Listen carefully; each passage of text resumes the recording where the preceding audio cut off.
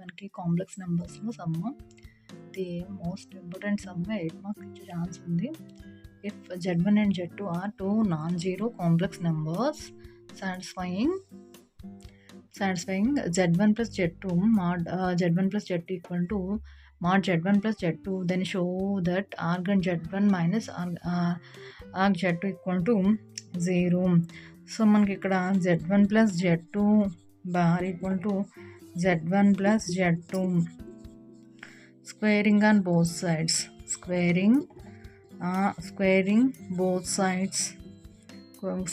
both sides, okay. Z1 plus Z2 whole square, Z1 whole square plus Z2 whole square, Z1 whole square plus Z2 whole square. ఇప్పుడు మనం చూసేటట్టయితే Z1 plus Z2 Z1 bar plus Z2 bar, okay. అంటే ఇది whole square కదా, ఇక్కడ దీన్ని 2 times రాసుకున్నాం అనమాట. అది 2 times రాసుకున్నాం. Next Z1 mod square plus Z2 square, okay. అప్పుడు ఏమవుతుంది 2 Z1 mod Z2 mod Z2 అంటే రెండు యాడ్ చేసాము. ఇక్కడ Z1ని Z2 whole square, Z1 mod Z1 mod Z2 add చేస్తే అది మనకి a square plus b square, దీన్ని a square plus b square రెండు కూడా సేమ్ ఉన్నాయి కదా. సో రెండు కూడా సేమ్ ఉన్నాయి అంటే ఇక్కడ Z1 ఉంది, ఇక్కడ Z2 ఉంది. సో అందుకని చెప్పి మనం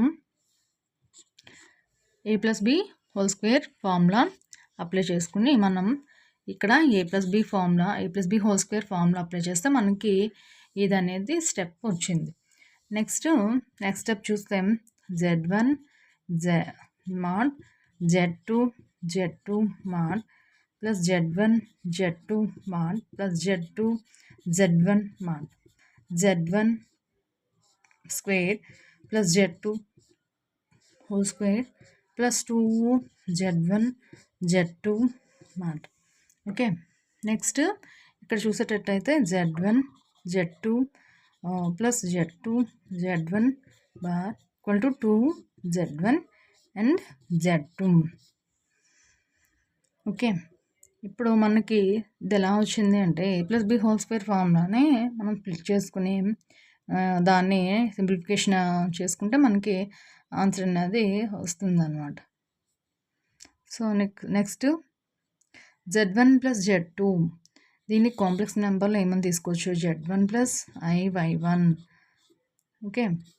next Z2 minus IY2 plus దీన్ని మనం నార్మల్గా ఇంటిజర్స్లో కన్వర్ట్ చేస్తే IY square plus X1 minus IY1 equal to 2 root X1 square plus Y1 square root of X square plus Y2 square అనేది మనం తీసుకోవచ్చు.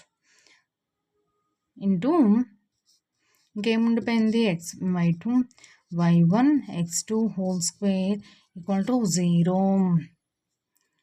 So Y2 by X2 equal to Y1 by X1, okay.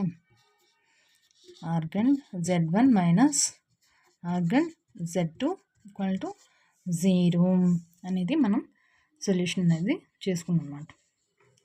So మనం ఇక్కడ complex నెంబర్కి వచ్చేటప్పటికి digits కన్నా integers ఎక్కువ ఉంటాయి.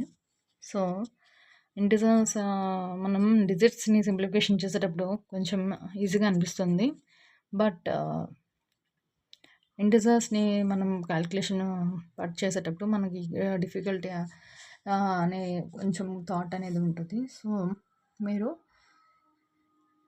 కాన్సెప్ట్ అనేది మైండ్లో పెట్టుకొని మనం సింప్లిఫికేషన్ అనేది చేసుకుంటే సమ్ అనేది ఈజీగా సాల్వ్ చేయగలుగుతాం, ఓకే.